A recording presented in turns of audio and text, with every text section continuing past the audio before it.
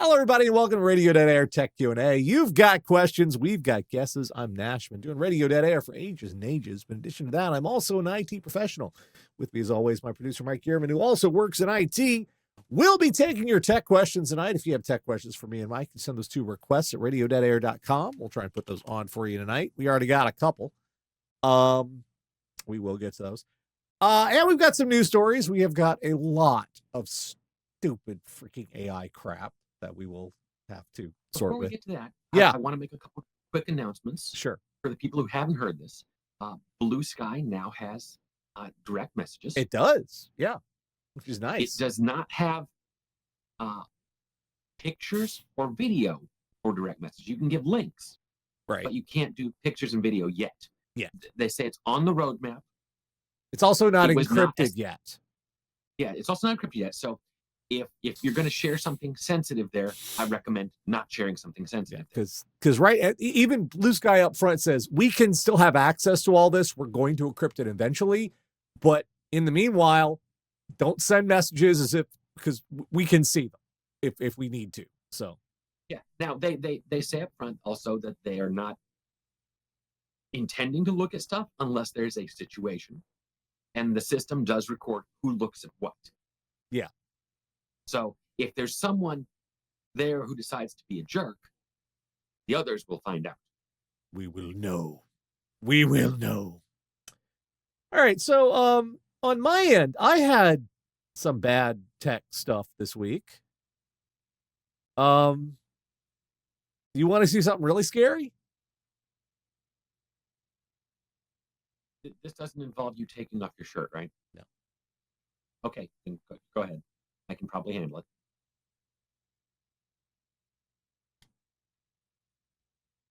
Oh. You see that? Do you know why that's not scary? Why? Do you see that? What am I looking at? That was your phone, right? Yeah. That's my phone doing the same thing. Is your battery swollen? No. That's why this is scary. See, the reason the back came off of this is the battery swole up and popped it open. Mine just overheated so much the glue failed. Yeah, mine, no. Well, this is glued shut too, which is really irritating, but I'm going to have to order a new, well, I have ordered. I've got a new battery, $50 for a little kit for this battery. And the reason why it's a kit is because... So you return the old battery? Well, no. It includes, this is so stupid. There is a special sticker, the adhesive made specifically to fit in place along here. It even has a little, the applicator has a little frame so you can line it up properly. And I'm like, how much trouble is that as opposed to like putting just 4 fucking screws on the back of this damn thing? Well, okay, so the 4 screws is a significant amount of time on their end, whereas this template is time on your end. So no, it's time on their end too. No, because it is way easier to automate and have machines do the glue in the back than it is screws. It really is. Well, then they have the pain in the ass when they have to repair it. So yeah, if your battery does this, and this can happen it's not a model defect. Trust me, I went and I looked it up. This is a Pixel 7a. I went and I looked for other people who had this problem. This is not a model defect. This is just happens sometimes. Sometimes you get a bad battery. Happens. It's not often, but it does happen. Things that can cause overheating can cause this, and it has been getting warm around here. The only problem is this phone was exactly 1 month out of warranty. So I had to pay for I had to pay for it myself. 50 fucking bucks. $100 if I wanted them to do it. So, yeah. If this happens to you, turn the phone off and immediately stop using it. Period. Do not screw around. Do not, but this is dangerous. Okay? This is bad. You don't want power. This is bad. This is very bad. In the meanwhile, fortunately, I was wise enough to keep a hold of my Pixel 4a.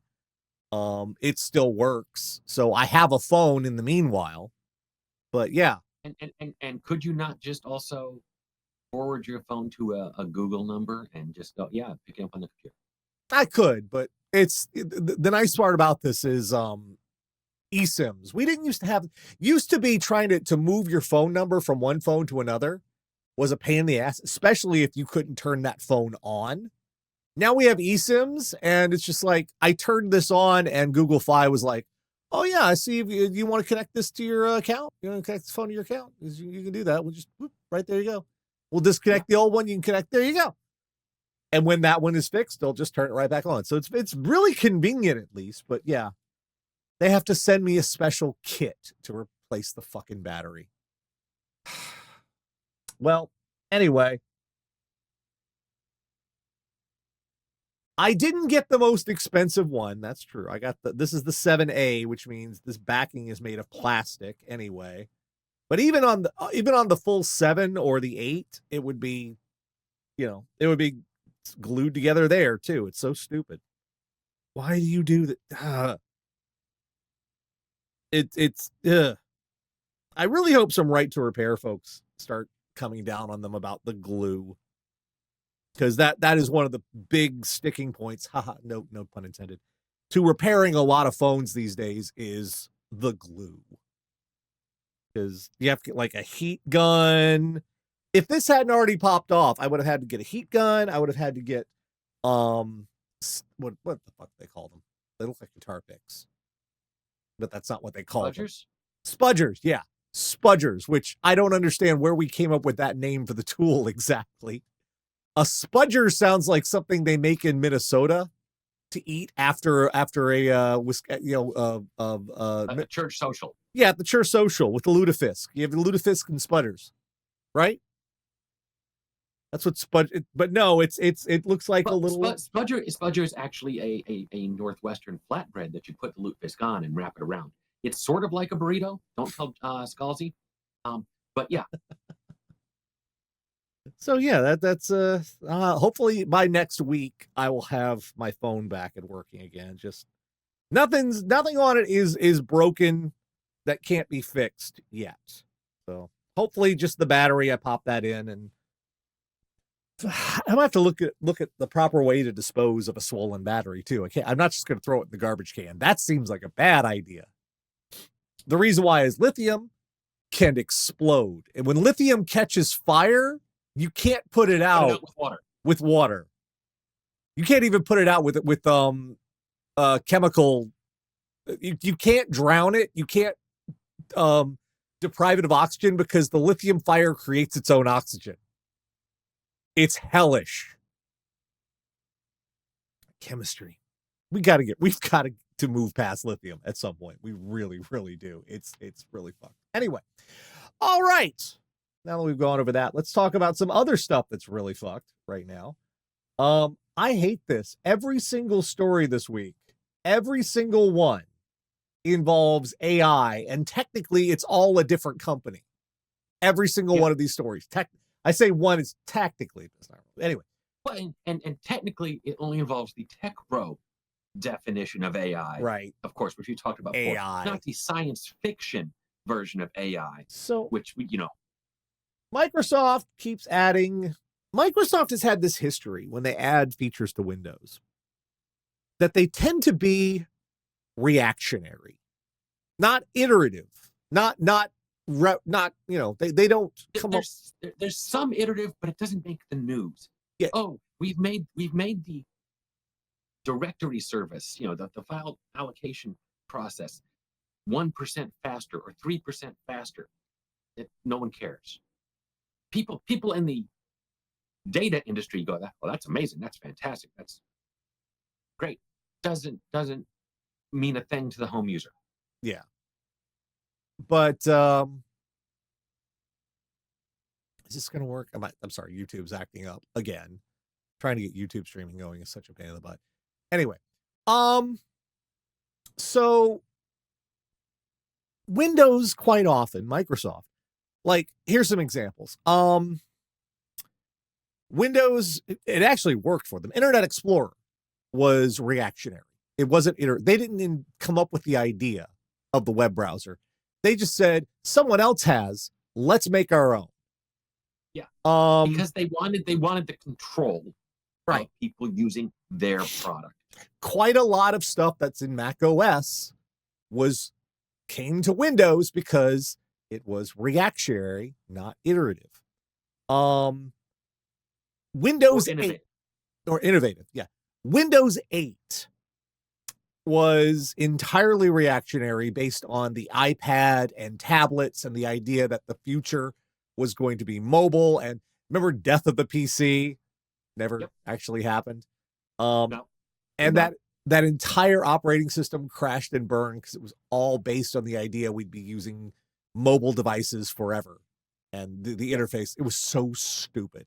Microsoft Edge, not only is that reactionary, it's the same engine as Chrome. Microsoft, in case you didn't know this, Microsoft Edge and Chrome, Google Chrome, at their base, they use the Chromium engine. They're essentially the same browser with different stuff on top of it. So, funny story in that regard. Yeah. At work, we use Microsoft Software Center to distribute software. We used to use something else, which was a push-based system. Someone got a new piece of software added to their computer. It was pushed to their software. Software Center is a pull system. We add new software to someone's computer. They say, hey, when am I going to get this computer software? I say, check Software Center. It's there. They have to take it down. They have to pull it down themselves. They have to take it down. They have to remember to take it down, pull it down themselves. Now, the only piece of software that is not in Software Center is Edge. That automatically updates because it's, quote, part of Windows sort of deal. But that's just like Internet Explorer wasn't really part of Windows. It was a lie, but Chrome is in there because, we don't discriminate on the major browsers. Firefox is in there. I mean, what it says for Chrome, because there's always a little blurb about the software. What it says for Chrome, it says Chrome is based on the same browser engine as Edge, but is not as feature rich. That's a lie. That's a fucking lie. Well, I may not have gotten that exact, but that's close to what it says. Well, what I'm coming to about this is now it's AI. Now it's now it's the whole thing. Windows is like, what? Google is doing something with it? This is quite literally. The reason that Microsoft dumped billions into OpenAI was because Google was doing stuff. Yeah. That's the only reason. He's basically reactionary about AI because OpenAI, everyone's going, we got to have AI or we're going to get left behind. Yeah. Your toothbrush doesn't need AI. No, it doesn't. But no one can even explain. No one can explain what this shit does. Well, this is going to become a problem for most of us who have to rely on Windows for things. Because there's a new feature in addition to Copilot. There's another one of these so-called, which is not really, but it's the AI features. That is recall. Yeah. In order to enable the language model, the large language module, all that shit, to understand what you do on your computer and to be able to assist you, big air quotes there, with what you're doing, it's going to record everything you do on your computer. Including, I'm going to note, screenshots every 3 seconds. Hold on, Mike. Say something. There's a connection issue. Hold on. Which wire? Yay. Technical difficulties. Hello? Hello. There we go. I'm gonna have to go in and whatever. It works now. Never mind. So yeah, it's this it records what you do, key presses, screenshots every 3 seconds. The first thing I want to note is I haven't seen an article that says how much of this stuff it retains. Screenshots, while they can be low resolution and not take up terribly much space, every 3 seconds is going to build up to a lot of disk. Yeah. So you're going to see businesses go, hey, this is amazing. We can do, we've got to buy a bunch of additional disk. And now keep in mind, this is all intended for this iteration of recall to be local only. Yeah. They're not putting it on the cloud, allegedly. Allegedly. This is all being stored locally on your system. However, all you need to do is access that system, and you would have a full record of everything anyone has ever done on that system. For certain activities, this could be useful. For most things, it's not. No. Especially if, for example, these are a lot of government computers use Windows 11. So let me be clear what'll happen with the government side. Mm-hmm. We'll turn it off. Is there an off, though? There will be. There will be. Now, right now, this isn't going to be a feature that's going to be default on Windows 11. This is for officially Copilot Plus PCs. These are PCs that have CPUs with the waste of silicon that are the NPU units that they're going to be adding. And so this is the other reason why you won't see it on a lot of government computers, is because they're not going to upgrade to a computer that has that capability, probably for 5 years. Yeah, that's the problem. The next generation of, we know for a fact that the next generation of AMD Ryzen CPUs are going to have these NPUs in them. We know that Intel's are probably going to have these NPUs in them. Which I'm going to tell you, it's going to be funny as hell. I'm willing to bet that the next generation of Ryzen CPUs will not be any faster than the current ones. Just like when they released the RTX 2080 GPUs from NVIDIA, and they weren't any really faster than the GTX 1080 series, simply because that extra stuff on the silicon was causing some, took up space and took up space that could have been used to make things faster. Right. So, yeah, I know about YouTube. I don't know why it's acting up. This is why I dual stream. I don't know why it does this. I don't know. Sometimes it just stops streaming to YouTube and goofs up, and I have to physically restart it. I don't know why. Anyway, so like, this is not going to be the very idea, the very concept of this thing. It's like, who in the world would think this is a good thing we're going to add? Okay, so I'm going to, the people who I think will think this is a good thing is opposing counsel in any lawsuit. The first question they'll ask is this turned on? Oh, fantastic. That's all discovery material now. The second group that will like it is hackers / malware / identity thieves. This is malware. They'll love it. This is malware. This is, by definition, this is what malware used to do. Yeah. Yes, but now it's part of the OS. The third group, and I recognize this one kind of falls into opposing counsel. If you're getting a divorce, your ex will love that you turned this on your computer. Busybody middle managers will love it until they're told by IT how much more disk space they have to provide per user at this much increased cost to actually maintain it. And then they'll go, I'm not sure that's worth it.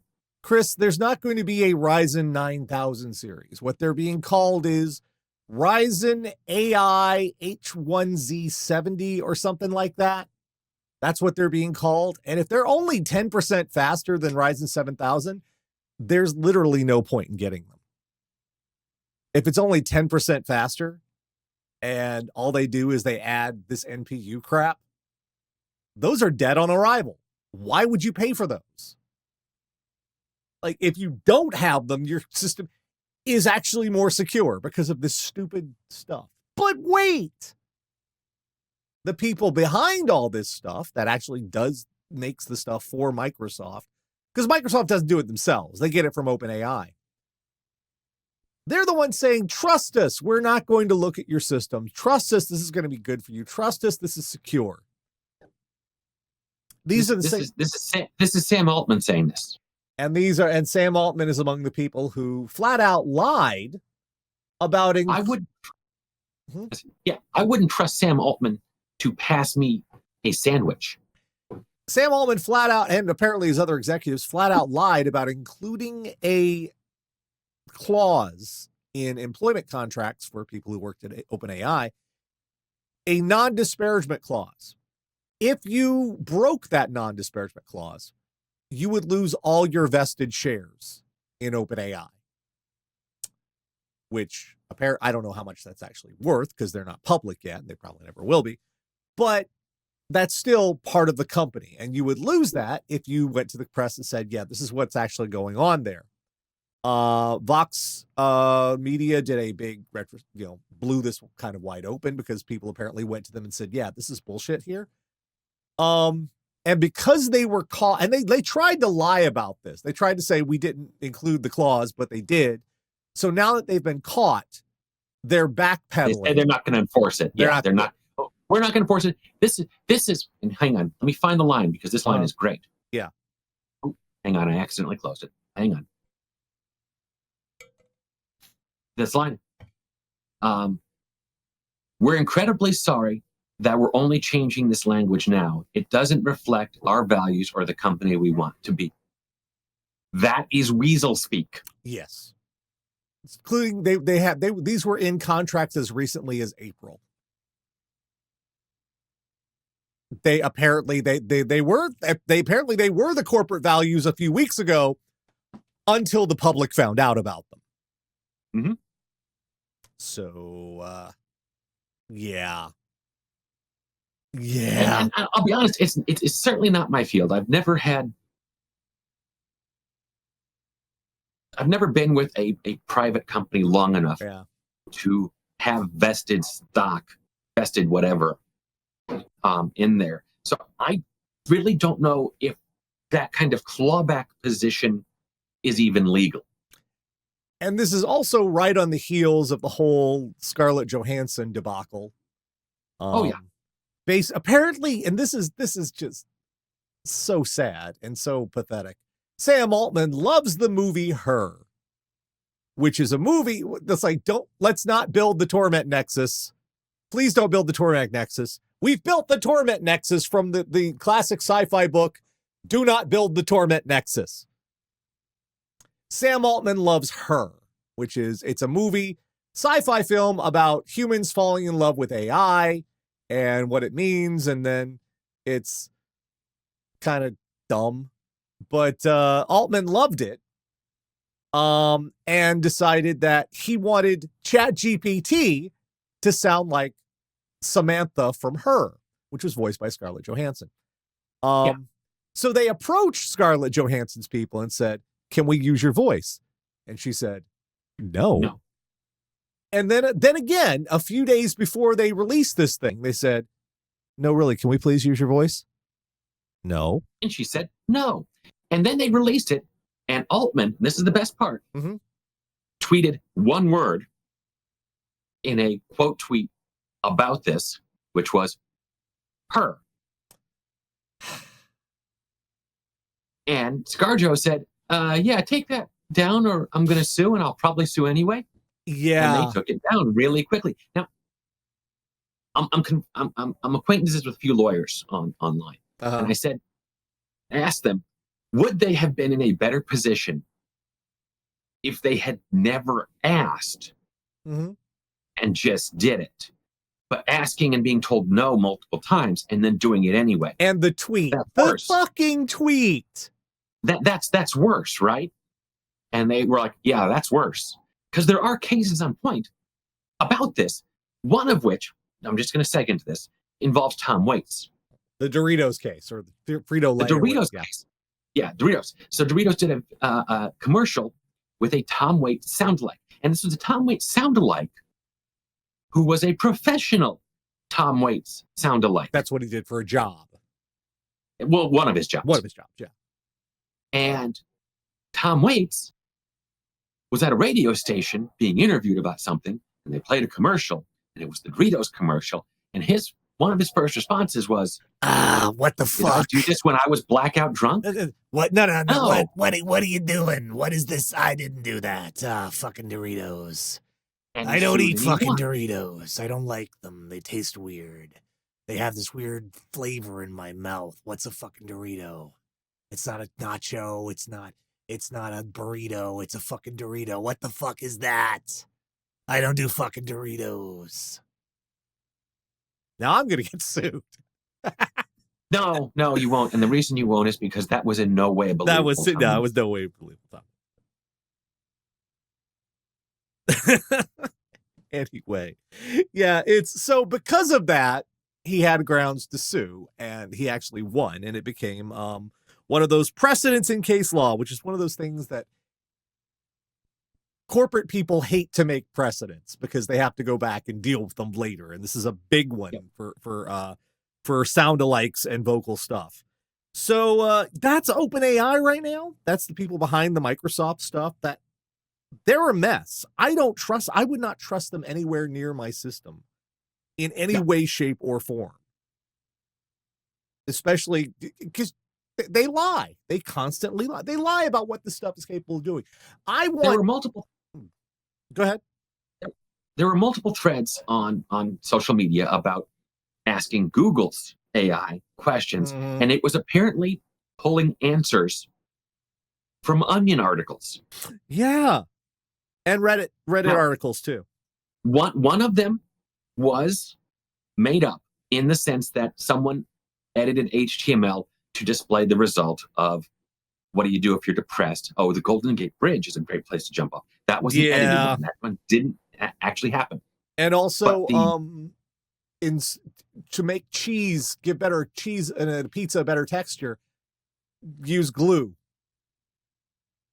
Was that one made up too, or was that one legit? I don't know where they got that from, but it was being used. That one's from the Onion. So several of them for the Onion. Eat a Small Rock Daily was from the Onion. Yeah.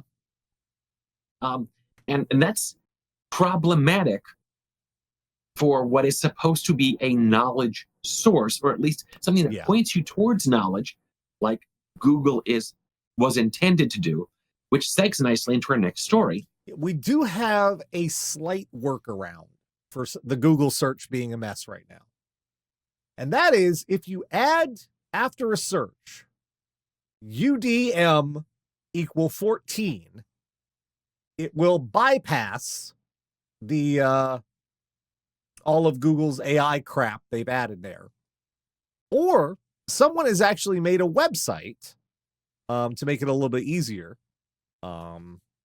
You can do the website, or you can actually set up a custom version of Google search and make it your default search and say, always add UDM. It would basically always add UDM equals 14 to your search if you search from the address bar. But if you want to and that will bypass all this stuff and get you back to basically your 10 links. And if you want to get ads, unless you've got an ad blocker. If you want to get around it the simple way, if you don't want to mess with any of that crap, you simply go to udm14.com, and that presents you with this, which is basic let's see. Let's search for Gemini. Let's see what we get when we search for Gemini. And there you are. You get the links, but there's none. All of the AI crap has been stripped out. All of the ads, all the other crap. It's just the blue links like Google used to be. Just simply now, who knows how long this is going to stay in effect? But I'm pretty sure the folks at Google are like, we hate this. We want you to use our crap. Even though the crap doesn't work. It's terrible. Their search is terrible. That it's ruined.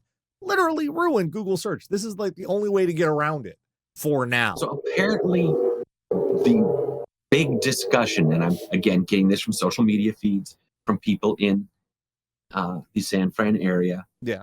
A couple acquaintances up that way. and maybe eventually a relative if he ever gets back on social media. Mhm. The big discussion apparently is how Google has basically shit the bed over this Yes. and how these are all bad decisions. Mm-hmm.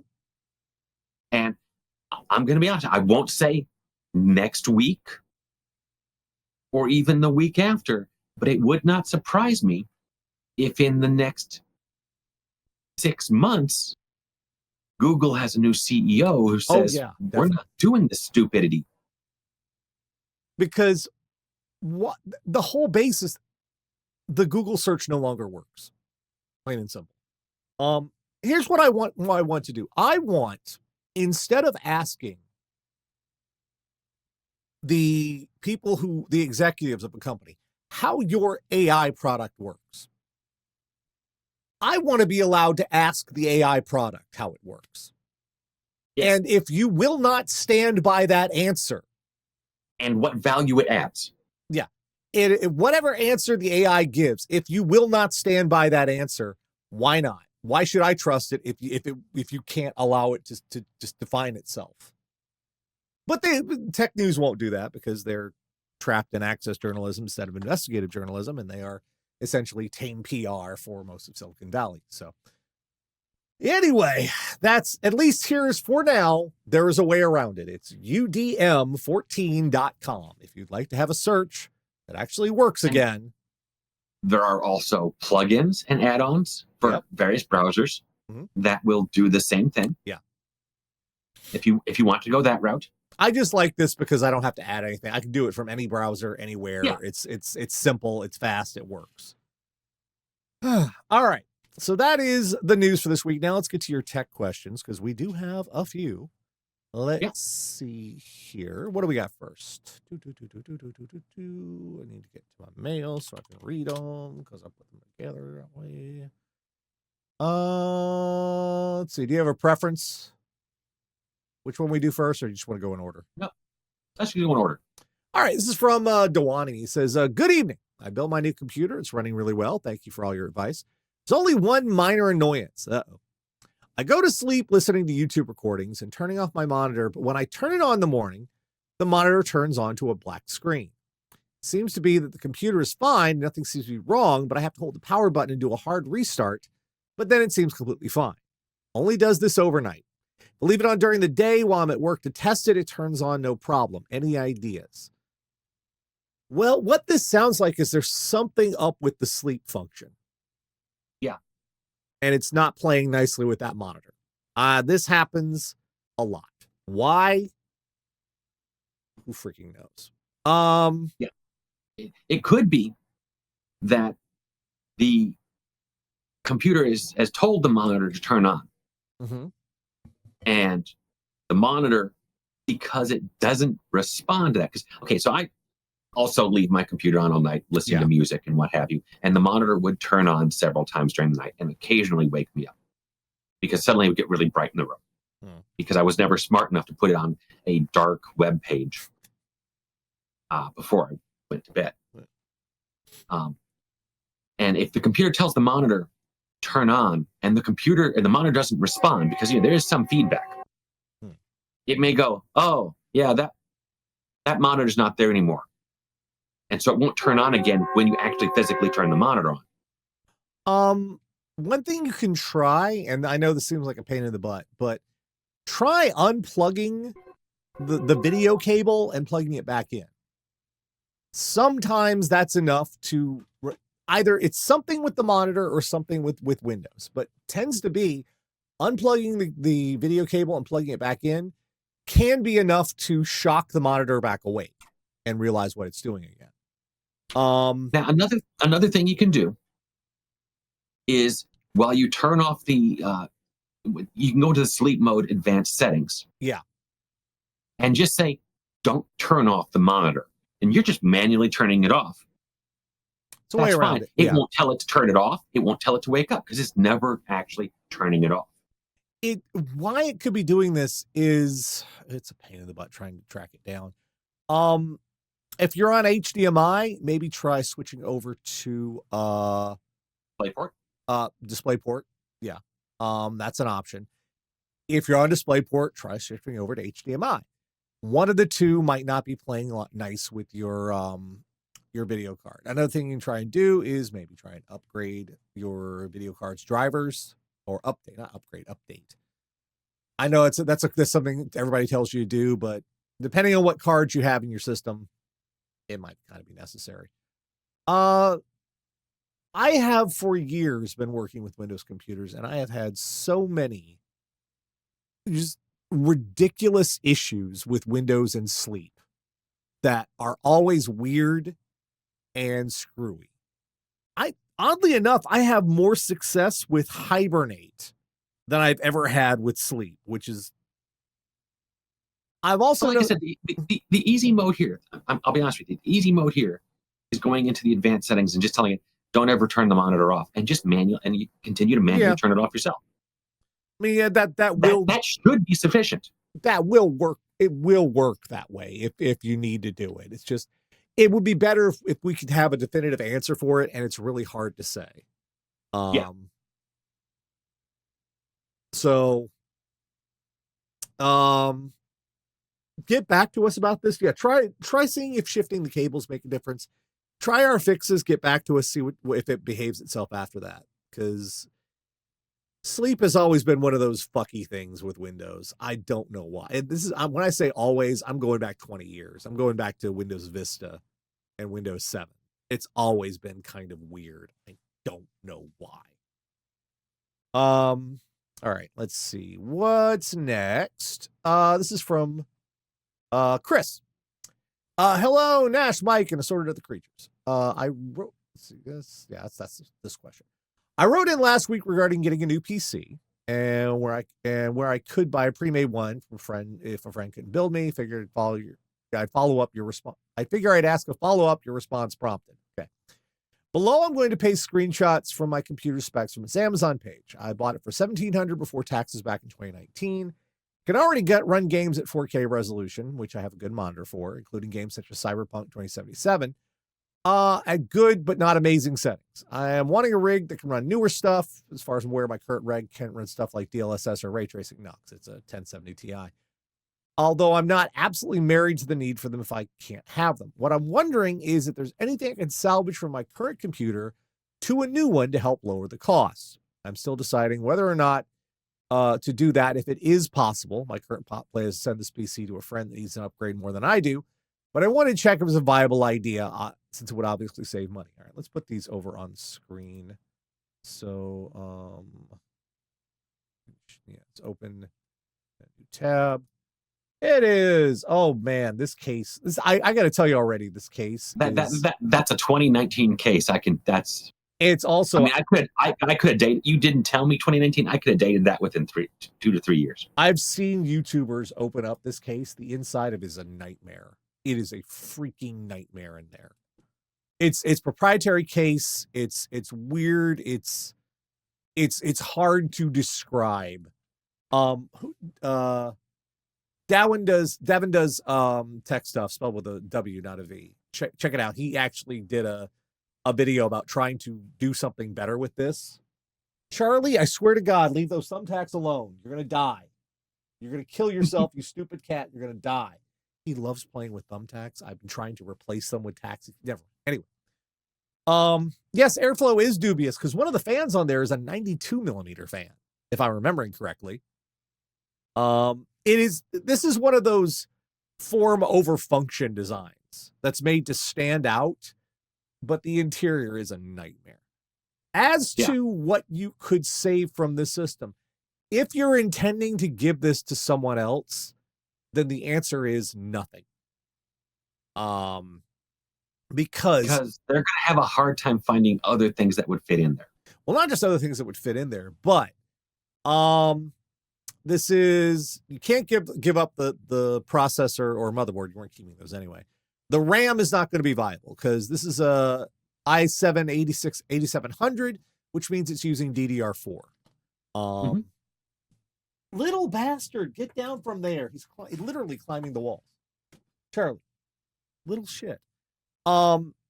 This is using DDR4, so you can't use the RAM in a new system unless you're using like Intel 11th gen, 12th gen motherboard Z690 or something. And that would be pointless. Why would you do that? That'd be stupid. Going to need the graphics card. It's already in there. There is a 256 gig SSD in there. Presumably it's an M.2 drive. You could keep it if you wanted to, but that would kind of mess up the system because then they'd have to reinstall Windows on the 2 terabyte or whatever. Because you can revert this back to stock. Honestly, there is nothing I would yank out of this system if you're intending to pass it on to someone else. As to what it's worth right now, I'd probably peg it about half the value of new, because this is probably about an $800 system, honestly, maybe less than that. But I wouldn't personally, the temperature on this thing would drive me insane. I can't see how this thing does airflow very well. It's a weird freaking design. Yeah, the bottom of that, what you can't see, the base of it, that's where the fan for the power supply is pointed at. The parts inside, to the best of my knowledge, are standard components. You could put a different motherboard in this case if you wanted to. I don't know why you would want to. It's terrible. If I do pass on, I wasn't planning Yankee thing. It's just a thought. There really isn't anything from this generation. It's when you get to a computer that's past 5 years old, that's when you start hitting a point where you can't really salvage stuff. About the only stuff you can really salvage these days are hard drives. And eventually that's not going to be possible either. But drives, optical drives are still viable via SATA. Most drives are still something you can pass on if you really wanted to. In fact, this is one of those cases where if you're concerned about the data on the drive, you can probably use a data zero out all the stuff and then reinstall it if you wanted to. I don't think you really have to worry about that much, especially if you know who you're passing it on to. Honestly, you reach a point with these systems where they're just not really practical as anything but as what they are, which in this case would be a low-end gaming machine. So not the lowest end. 1070 Ti is not terrible even today, but it is on the low end. This is about an entry-level system right now, because it doesn't have a nice thing about these older NVIDIA cards before DLSS. They can run AMD's FSR. So they can get some dynamic super scaling sort of stuff, technology, like DLSS, which is, I believe, I always misremember the acronym. It's Deep Learning Super Sampling. That's what DLSS stands for. FSR is a similar technology. It's just, it doesn't require specific hardware to run on. So you can use some of the stuff that is on the old. It's not, this video card is not useless, is what I'm saying. All in all, it's still a decent little gaming system for what it is. So, all right, let's see. Next one. This is from Derek. Hey, Nash and Mike, it's hot. It's all caps on that one. Temperatures on my computer have crept upwards 2 or 3 degrees since summer has approached.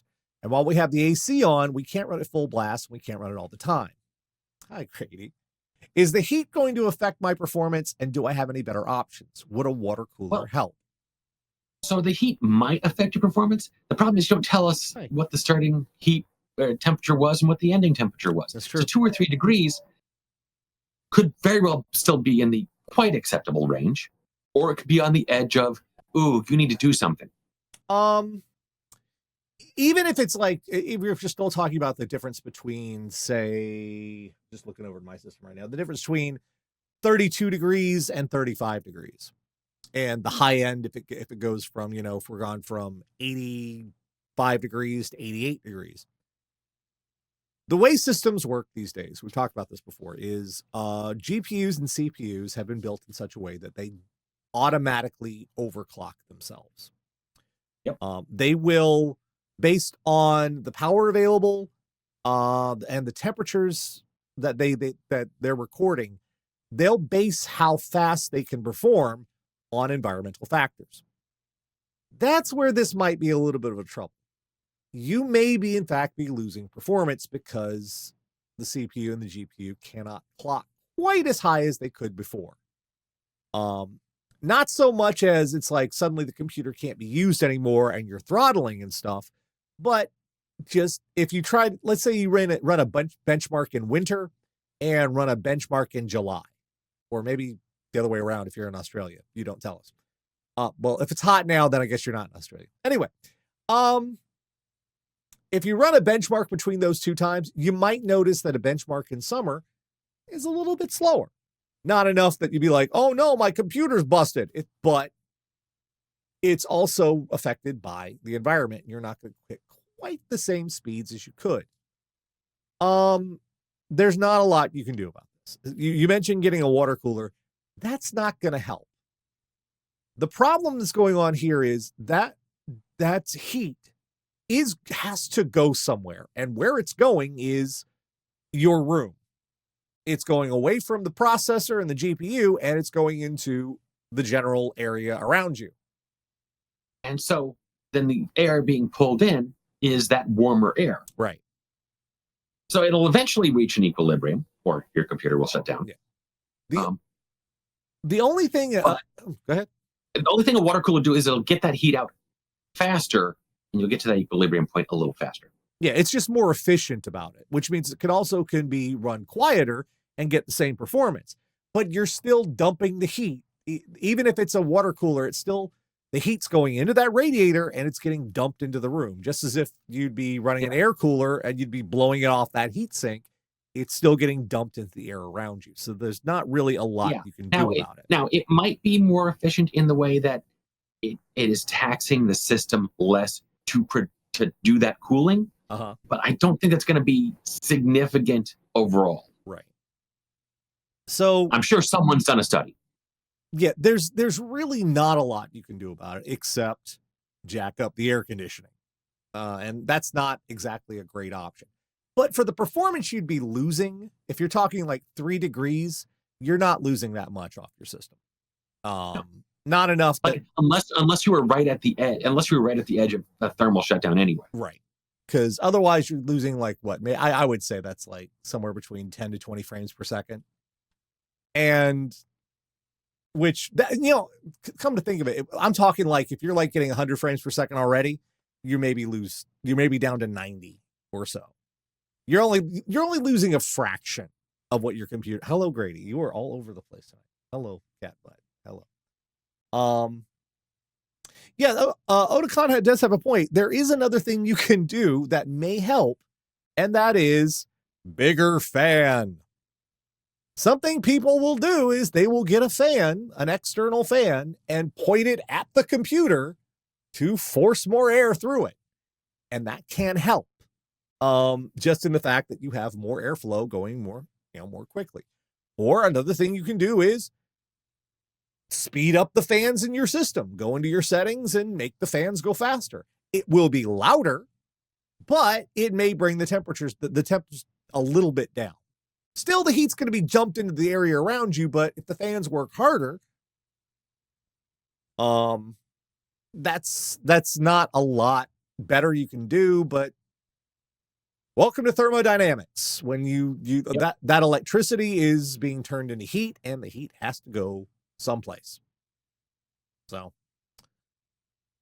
all right, this is a little bit of a tricky one. This is from the Lore Daughter. Question for Tech Q&A. I currently have Spectrum, meaning a modem and router, which I can't get into the settings of. But I want to get a new modem and or router so that I can restrict which websites my kids can access, such as TikTok, web and app both. Any suggestions for a modem and or router that will give me this level of control? Okay, so I don't have one immediately. I went and looked in my Asus router to see what sort of parental controls it had. Yeah.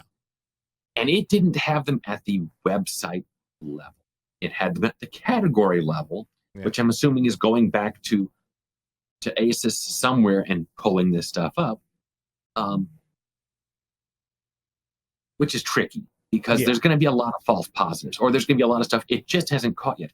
So the next, let's say a new service starts up that is Mhm. very similar to TikTok. It's not going to be in there for a while. Right. Well, you can do this. There are things you can, of course, do manually. You can go into the firewall in your router.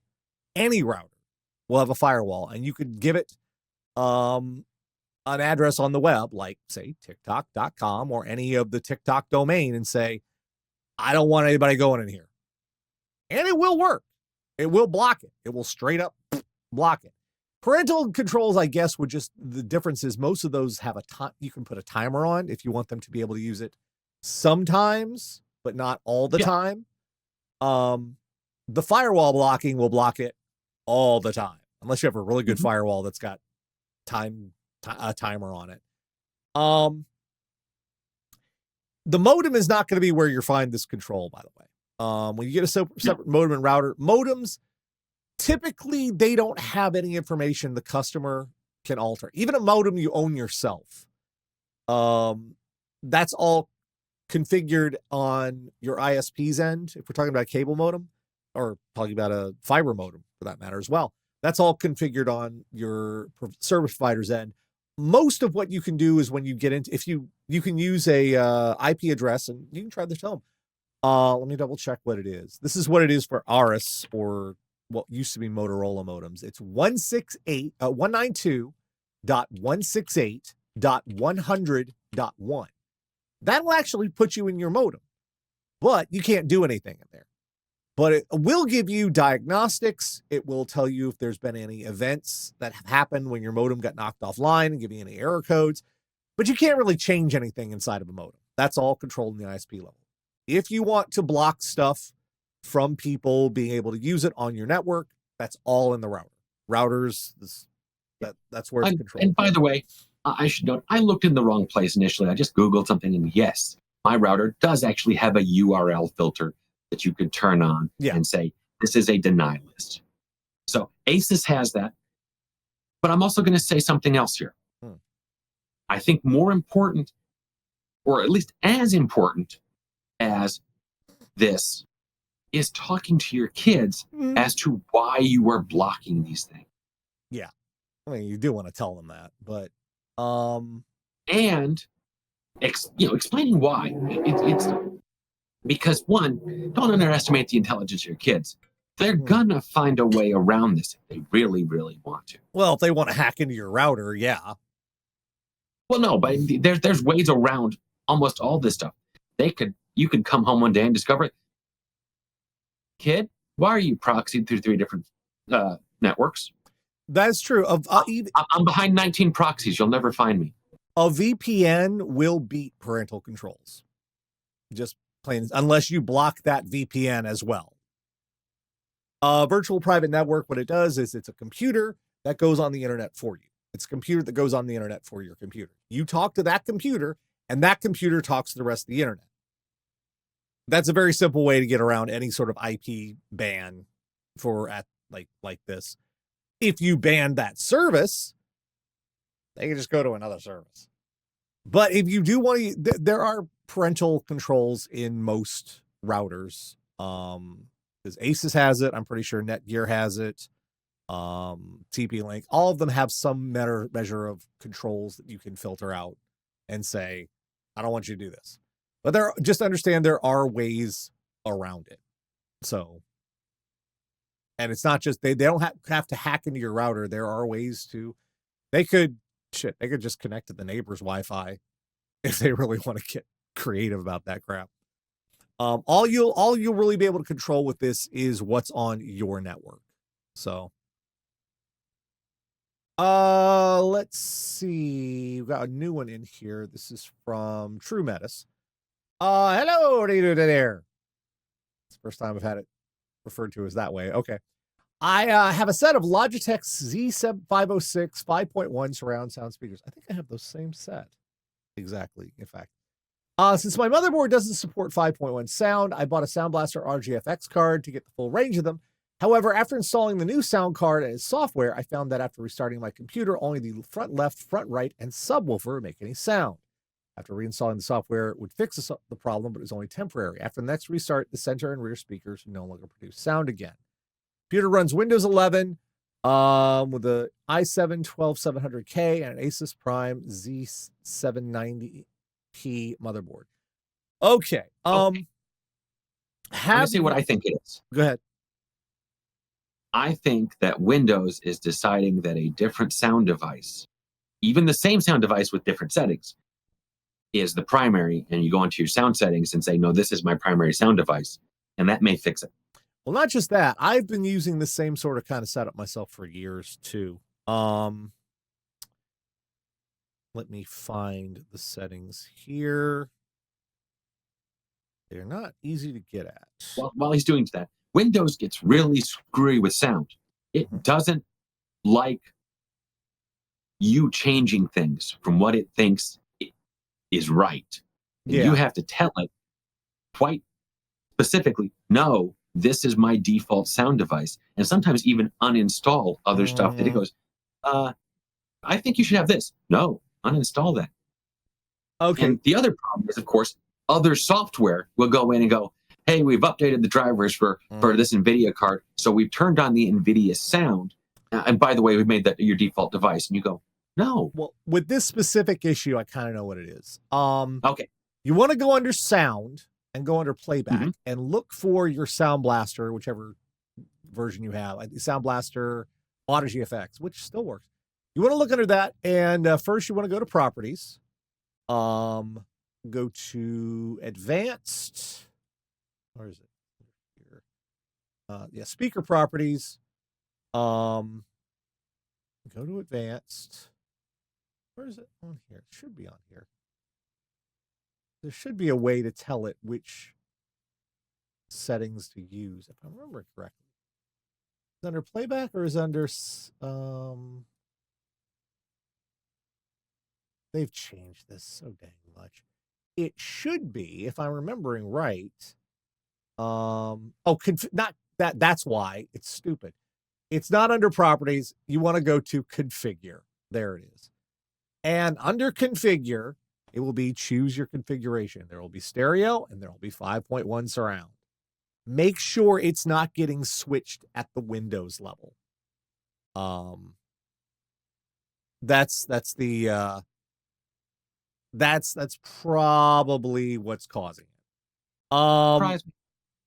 So I had a problem, by the way. I mentioned this briefly online. I had a problem early this week where my computer decided to update and decided, Windows decided, no, we're deleting your sound drivers because they're no longer signed. They were still signed. The signature had expired. Yeah. The certificate on the signature, rather. Well, what this, the problem. And it took me a day to sort it out. Well, the problem specifically here is that it's creative software that's causing it. When you're saying Sound Blaster or Audigy FX, this is a Creative Labs issue. With the Audigy, there is Audigy software and there is Windows software. And they're both trying to do the same damn thing. They're supposed to be working together. Sometimes they do not. I say this as someone who used the Audigy and the Audigy 2 back in the day. These are kind of older sound cards now. I'm not going to tell you to go out and get a new one because technically they should still just work just fine. Mine works just fine. There was a suite of software. If you don't have the Audigy software, the Audigy FX software, you might need to look it up because this was a problem for a stupid long while. You had to have the installation CD. And if you didn't, it was a problem. So eventually they made it available. You'd need to download it's on Creative's website. I have it here. If you don't have the Audigy software, it's going to work a little weird because, again, this was a weird kind of card and their software was not great back then. You'd need to, the last time it was, release date, December 20th, 2013. Either that or it was 2020. Either way, it's old software. But it will work with Windows, even with a Windows 11, because it was made for Windows 7. And it does work with the newer stuff. So that's what you probably, it works with It says Windows 8, 32-bit or 62-bit, but that is still viable for Windows 11 as well. And Windows 10 for that matter. This is like, it's stupid. I don't know why the Audigy sound cards are like this. I know a lot of people had problems with the Audigy sound card that way. So you're probably, if you don't have this software, make sure you do, because it's not going to work right unless you do. Do that, check the Windows settings and make sure those are set to 5.1. Because again, you have two different, I did have software that said it worked with 11. I don't think I have that specific software. Understand the problem here is there are two different softwares for the Audigy that are both trying to do the same thing. And sometimes it's the white zone, red zone thing. There's no stopping in the white zone. White zone is for loading and unloading there's no stopping in a white zone. No, there's no stopping in a red zone. So yeah, I probably fucked up the joke, but you know what I'm talking about. Yeah. Well, I know what you're talking about. Some of the audience is probably too young to have ever seen Airplane. Yeah, which is a shame. It's a beautiful movie. But yeah, make sure you have the configuration I showed you earlier under playback devices, under sound. It's hard to get at in Windows 11 for some stupid reason. But once you get down to that area and find it, just make sure the configuration for the speakers is set to 5.1 there, because it could be getting set back. This was not a great time for surround sound on Windows. And don't even talk to me about Dolby Digital, which became a whole other fucking thing for Creative Labs at the time. It was stupid. It was very stupid. So yeah. Okay, so yeah, I think that's it for this week. Let's see. I don't think there's anybody else so far. Yep, that's it. All right, folks. That's going to do it for this week. We'll be back next Saturday, 9 p.m. Eastern. If you have tech questions for me and Mike, send those to requests@radiodeadair.com. Until then, meanwhile, thanks for being here, and we'll see you next time. Good night.